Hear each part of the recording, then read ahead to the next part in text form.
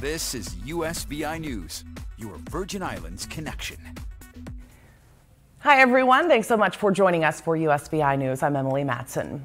On St. Croix, Virgin Islands police have nabbed a man wanted for attempted murder. Police arrested 29-year-old Lafayette Artis on Thursday. Investigators say around 11 o'clock Monday morning, he stabbed a man multiple times in the area of the David Hamilton Jackson Terrace housing community. VIPD detectives learned the victim and Artis had an ongoing feud, and Artis allegedly attacked the victim, stabbing him in the upper back and the back of his neck. Artis is behind bars with bail set at $100,000. A U.S. Customs and Border Protection agent was killed in a shootout at sea with suspected drug smugglers. 2 other agents suffered grave injuries, and it happened off the coast of Puerto Rico. Jeff Pegues has the dramatic details. The injured agents were airlifted to a trauma center in Puerto Rico while federal investigators scoured one of the vessels involved for evidence. The shootout happened 14 miles off the coast, where U.S. officials say 3 CBP agents approached the suspected drug smuggling vessel. There was a shootout in which 3 agents were wounded. 1 later died.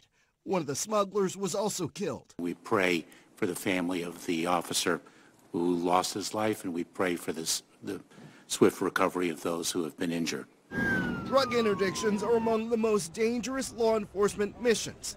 CBP and Coast Guard patrols go through regular training exercises to try to prevent injuries or fatalities during encounters with smugglers. CBP officials tell us that there were 2 smuggling boats intercepted. Typically, the drugs are transferred from one boat to another.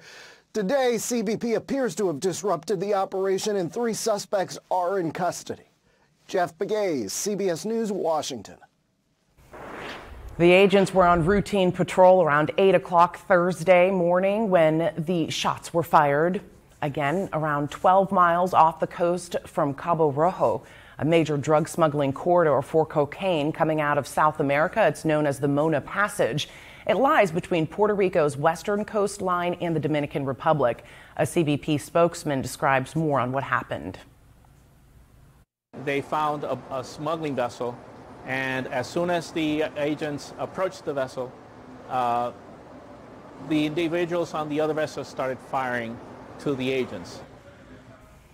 The FBI and Homeland Security investigations are currently investigating the shooting.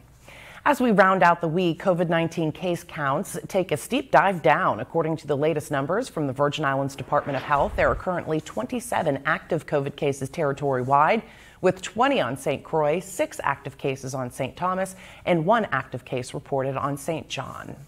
With Thanksgiving right around the corner, the cost for dinner is not getting any cheaper.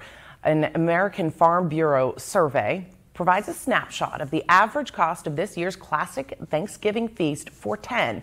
It's coming in this year at about $64, and that's about $6.50 per person. It's a $10.74 or 20% increase from last year's average, making this the most expensive dinner in 37 years of the Bureau's holiday surveys. The biggest jump in price? A 14-ounce bag of cubed stuffing mix. That's up 69%. As for the star attraction, turkey prices have gone up 21%. For a 16-pound bird, it'll cost you about $29. In consumer news today, highway safety experts put small pickup trucks to the test, using more severe measures to match the current dangers on the road. This latest round looked at the impact of side crashes, which account for about a quarter of all traffic fatalities.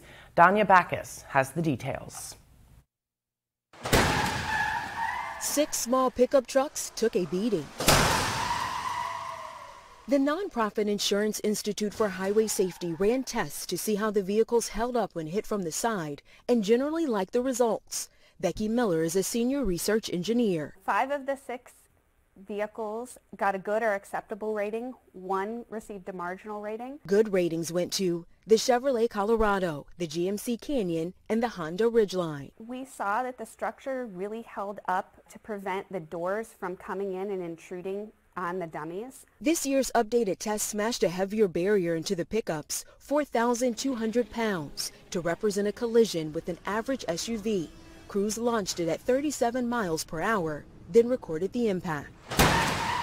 The Nissan Frontier and Ford Ranger came out with only acceptable ratings because of the potential for head injuries to rear passengers. And while the Toyota Tacoma did well in some categories, it got a lower marginal rating because of how the impact crumbled the side of the truck. The whole side of the structure really collapsed in significantly into the occupant compartment. Side crashes still account for nearly a quarter of the crash fatalities that are happening on U.S. roadways, so we think this is a really important topic. The IIHS says small pickups have struggled for good ratings in the past, and these latest results are a shift in the right direction. All 6 of the small pickups received good ratings in the original side crash test before they switched to the more severe conditions.